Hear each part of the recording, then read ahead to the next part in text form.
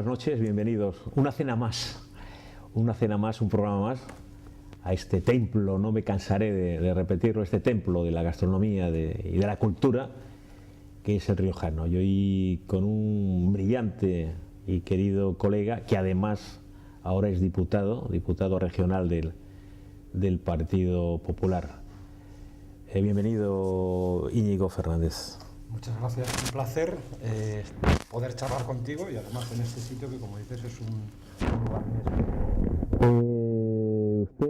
Tú, por la vieja amistad y siempre que trate usted por educación, pero ahora es un compañero y solamente nos permitimos el tú, porque él es también, o básicamente, periodista, lo hablamos ahora. Querido Íñigo, que bueno, no sé, sigues con un aspecto estupendo. Mi mujer que te sigue y te quiere mucho, yo no soy celoso porque ya no soy celoso, pero bueno, pero me dice que estás estupendo, que estás muy bien.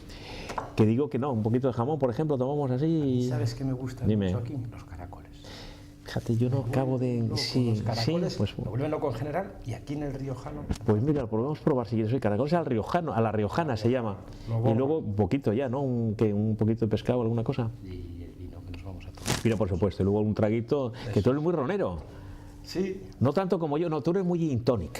No, pero ya le voy cogiendo el gusto al ron. Sí. Bueno, yo me ha costado llevarte por malos caminos roneros. Pero es lo mismo, porque como está Roberto Macho Quevedo, como siempre en la cámara, luego va a pedir lo que él quiera y vamos a cenar los tres. Muy bien. Y siempre pasa igual, pero bueno, vamos a intentarlo. Querido Íñigo, vamos a ver, que tú has escrito, estudias mucho de los políticos, mucho en el diario Montañés, básicamente. Eres uno de ellos. Fíjate, escribía más de las personas que de los políticos. Yo creo que en los años que estuve ejerciendo el periodismo, en los que hice yo creo que un poco de todo, porque yo empecé en deportes, los primeros años donde me formé en mayor medida de la mano de grandes profesionales como Jesús Martínez Teja o como Juan Carlos de la Fuente, pues yo empecé en deportes, luego estuve en local, escribiendo lo que salía, cubriendo poco más o menos que la rueda de prensa del día, estuve en región, luego estuve fuera del periódico una temporada, volví, vine a escribir de región, acabé escribiendo de reportajes humanos, acabé escribiendo de conflictos sociales frente a instituciones, pero yo creo que de todas las facetas que cubrí, quizá la que menos tiempo dediqué fue a escribir de temas de política. Y a lo que más tiempo dediqué yo creo que fue a buscar a gente por ahí con historias curiosas, patearme los pueblos de esta región, encontrar curiosidades, encontrar gente interesante, muy a menudo gente muy humilde, pero que tenía historias bonitas que contar y dedicarme a escucharles y a escribirles. Prácticamente me has dicho un poco tu trayectoria, porque yo no, fíjate, lo de deportes, además es tu afición y todavía eres presidente. Sí, yo me acuerdo mucho que escribiste mucho, y insisto muy bien, porque a mí me encanta cómo escribes, y no todo el mundo escribe así, de traineras. Bueno, me recuerdo, una cosa, pero no recuerdo otro. Sí. Hubo una persona insustituible, yo creo además querida por todo el mundo, era una bella persona, que era Julián Pelayo. Claro. Julián Pelayo estuvo pues del orden de 35 años a lo mejor escribiendo de regatas de traineras, aparte de hacer otras muchísimas cosas. Pero el hombre ya llegó a una edad, ya se jubiló, siguió escribiendo todavía, pero ya lo quiso dejar y lo dejó. Y el remo es una cosa muy peculiar, no todo el mundo se aficiona fácilmente al remo, no todo el mundo capta sus esencias. Yo llegué allí de estudiante, de becario, vamos, de prácticas, porque becario en realidad implica becas. Tú estás en Bilbao, ¿no? Yo estudié en Bilbao y yo venía en verano a hacer prácticas al periódico. Y ocurrió que Julián Pelayo dejó de escribir de remo y allí se creó un gran vacío después de casi 40 años. 1 año, 2 años aquello no lo llevó nadie y al final pues a mí me vieron un día en una regata y me dijeron, ¿tú eres aficionado a esto? Y digo, sí, yo remado de niño y yo, bueno, pues sí. Me dijeron, pues escribes tú. Y empecé a escribir de ello. Y fíjate que Julián Pelayo se puso muy contento y le gustaba mucho y me ayudó muchísimo y me dio teléfonos y me dio contactos y siempre me apoyó mucho. Entonces, bueno, yo empecé a escribir de remo de tal manera que yo era el redactor de remo, por decirlo de alguna manera, de traineras en el diario Montañés, aun cuando todavía seguía estudiando. Yo me iba en invierno a Bilbao a estudiar y venía en verano. ¿Estamos hablando, Íñigo, de hace cuántos años? Pues 20. 20 años ya. 20, nada menos. Oye, Íñigo, ¿por qué?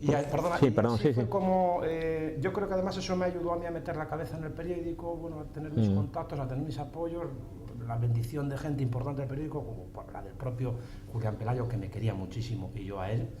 Y bueno, ya te digo, yo iba en invierno a estudiar, en verano venía a escribir de remo, y por eso empecé en deportes.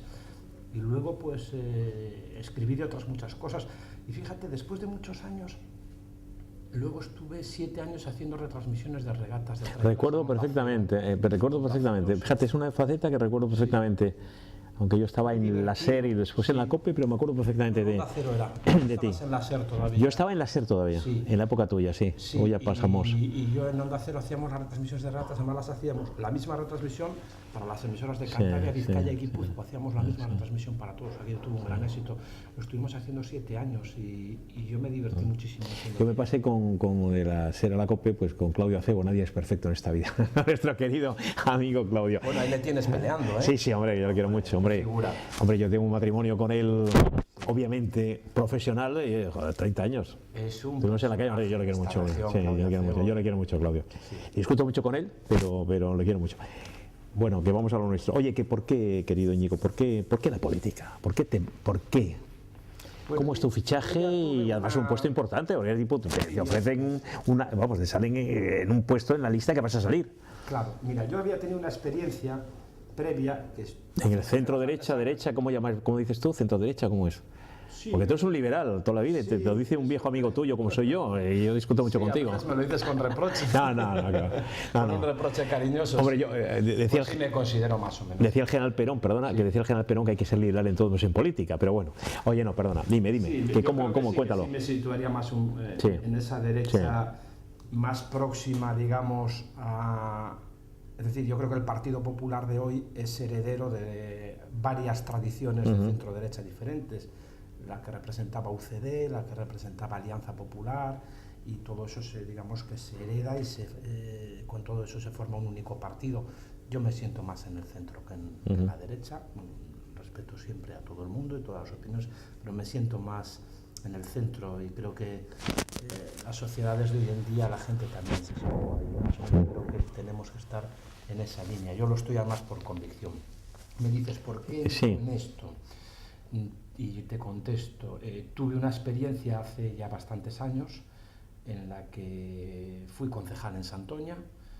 Fue una experiencia un poco extraña. Recuerdo. Te recuerdo, Íñigo. Hay mucha convulsión en el municipio, pero yo creo que algunas personas ayudamos a renovar un poco aquello de Santoña, donde las mismas personas llevaban ya 15, 20 años ocupando el ayuntamiento, tanto de un bando como de otro, no se había renovado. Y creo que algunos otros entramos en aquel tiempo y llegamos a renovarlo, pero bueno, estuve unos años y lo dejé, además lo dejé básicamente porque me apetecía otra vez volver es decir, el peaje que tienes que pagar en determinadas profesiones por hacer una actividad política es abandonar la profesión. Y es muy triste. Es decir, hay en las que hacer una actividad política no te implica abandonar tu profesión, pero hay otras que sí. Y el periodismo es una de ellas. Entonces yo tenía un veneno enorme con el tema del periodismo, quería volver a escribir, quería no dejar pasar aquellos años. Me preocupaba que era muy joven y me preocupaba la idea de meterme en un camino que no tuviera retorno y después andar pendiente de siempre si tienes que seguir, si vas en la lista, si no, te lo dejé todo y me volví al periódico. Eso no quita para que siempre tuve mis ideas y para que yo creo que mantuve una relación extraordinaria con todo el mundo del partido mío y de los otros partidos, eso lo podría decir todo el mundo. Yo tenía muy buena relación en Santoña, pues con la gente del me consta. Con gente del Partido Regionalista, a nivel local, a nivel regional. Con antiguos alcaldes, por ejemplo, con Masi Valle, me habla mucho de ti y con mucho cariño, claro. El Partido Socialista, y él fue portavoz del Partido Socialista en su última etapa. Me habla mucho de ti, Íñigo. Cuando yo entré de concejal, y yo tuve muchas discusiones con él, y hoy guardo una relación con él y le tengo un gran aprecio. Sí, lo sé, por eso te lo he dicho. Y un gran cariño, y creo que a mí también, o sea que bueno, la relación es buena.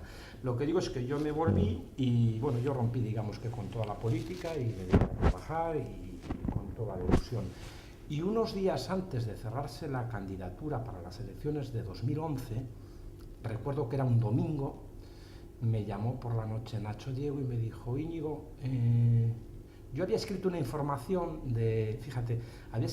la víspera había venido Soraya Sáenz de Santa María a clausurar una convención que había hecho el Partido Popular de Cantabria con periodistas a preparar las elecciones, y yo había hecho una información donde había contado un poco pues, el discurso de ella, el discurso de Nacho, el de María José, y luego me habían dicho, haz algo distinto, entonces había hecho una información complementaria donde contaba un poco, yo creo que quedó bonito, cómo habían evolucionado las campañas electorales de la época en que se pegaban carteles y salían los coches con megafonía.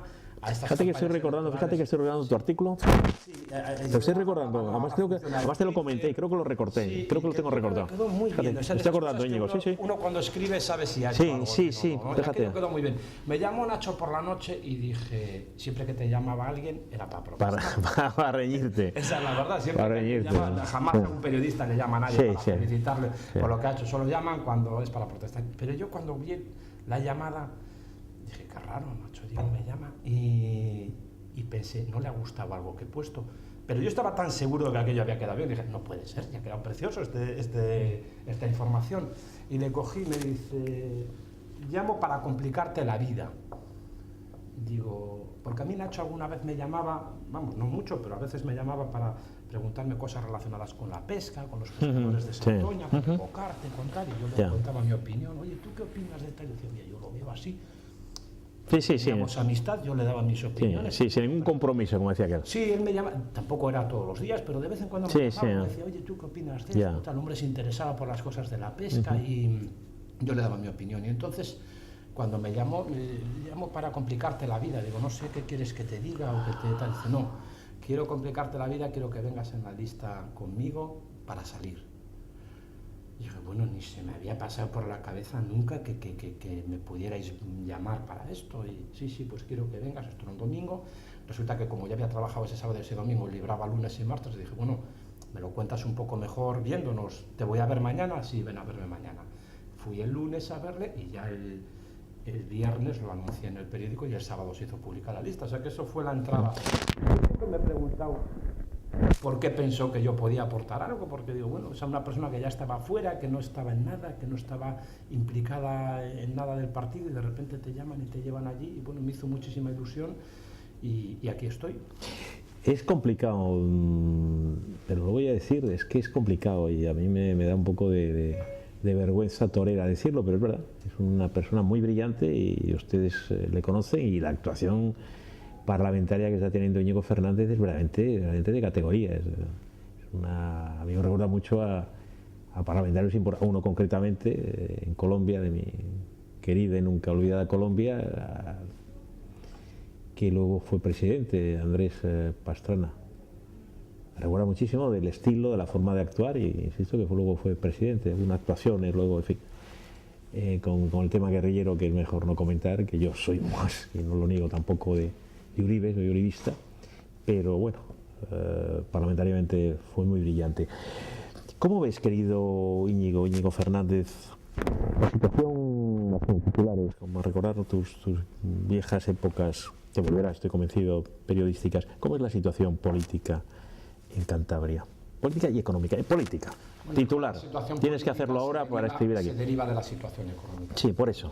Política económica. La situación económica es muy dura. La situación económica es terriblemente dura. Yo creo que nadie había pensado que íbamos a tener tantas dificultades a la hora de gobernar y a la hora de intentar salir de esta crisis en la que nos metieron otros, hay que decirlo como es. Probablemente fue un tema mundial, una crisis financiera internacional. Yo no discuto eso, es una crisis financiera internacional que afecta a todo Occidente, que afecta en mayor medida a la Unión Europea porque, a diferencia de Estados Unidos y otros lugares del mundo, la Unión Europea carece de mecanismos para dar respuesta a eso, pero que afecta todavía en muchísimo mayor medida a España por su estructura económica y sobre todo porque aquí durante 3 años, los 3 primeros años de la crisis, no se hizo nada y no se quiso ver lo que venía. Es decir, cuando en Bélgica o en... Perdón, hablas en España y hablas también en Cantabria. Hablo en España y hablo en Cantabria. Es decir, creo que aquí hemos tenido la tormenta perfecta, porque habiendo una crisis internacional que afecta en mayor medida a la Unión Europea, otros países de la Unión Europea, en cuanto lo empiezan a ver, toman medidas. Y aquí estamos 3 años negando que hubiera crisis, mirando hacia otro lado, seguimos con las políticas Aquí me refiero en España y en Cantabria de gasto público desorbitado, de despilfarrar el dinero, de no apretar las cuentas, de no hacer nada. Y claro, esto al final ha roto con la peor crisis que hemos conocido en España. Entonces, claro, a nosotros nos toca dar vuelta a esto. Yo creo que lo estamos intentando, pues a lo mejor no se acierta en todo, pero creo que la línea es esta y creo que vamos a salir de ella. Y como creo que vamos a salir de ella, creo que los cántabros y los españoles lo que nos van a pedir es que mostremos el cambio de tendencia. Es decir, no nos pueden pedir que en 2 días volvamos a unos niveles de bienestar como los que hubo cuando vivíamos a cuerpo de rey sin pagar las facturas. Eso no nos van a pedir. Creo que además la sociedad es responsable y está aprendiendo mucho de todo esto que nos ha pasado. Pero creo que si somos capaces de salir de este agujero, de empezar a crecer otra vez, de empezar a reducir paulatina y progresivamente el paro, de empezar a caminar hacia el futuro juntos, creo que el Partido Popular en Cantabria y en España tiene futuro. Tenemos que terminar, como siempre está lleno el riojano. Y bueno, vamos a cenar porque además Roberto empieza ya a protestar y ya sabes que se pone muy pesado y yo lo fíjate que llevo yo 105 contigo, 106 programas, 106 cenas con él y es de mérito. Eso sí que me tienen que dar la medalla de oro de la Asociación de la Prensa. Pero bueno, dejando a Roberto, terminamos. Es muy peligroso, ¿no? El tema del desencanto, el desprecio, el odio que hay casi hacia la clase política, ¿no? Quiero decir que a lo mejor todo lo que está surgiendo, yo digo para bien y para mal, no es el momento, pero en fin, todos los movimientos del Frente Nacional en Francia, toda esta cosa en Bélgica, en Holanda, incluso la extrema derecha, la extrema izquierda, titular que terminamos. Yo creo que es muy peligroso. Es muy peligroso que cuestionemos las instituciones que han funcionado razonablemente bien desde los años 40 para acá en Europa y desde los años 70 para acá en España. Y creo que no debemos cuestionar las instituciones, creo que debemos exigirnos todos trabajar, ser serios, ser responsables, todos los políticos y los demás, porque aquí de todo lo que ha pasado tenemos la culpa, todos.